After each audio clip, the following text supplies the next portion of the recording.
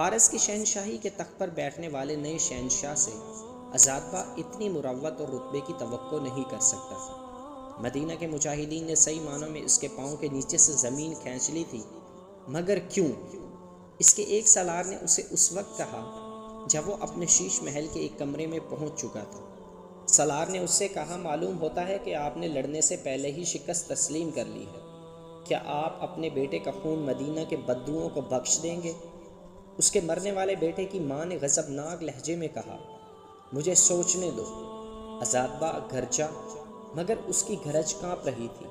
اس نے کہا، کیا تم لوگ یہ سمجھ رہے ہو کہ میں مسلمانوں کے آگے ہتھیار ڈال رہا ہوں؟ کیا تم نے سنا نہیں؟ اس کی آواز دب گئی، بوجھل آواز میں بولا، شہنشاہ اردشیر مر گیا ہے۔ کمرے میں سناٹا طاری ہو گیا۔ شہنشاہ مر گیا؟ عزادبہ کی بیوی نے یوں کہا جیسے وہ سسکیاں لے رہی ہو۔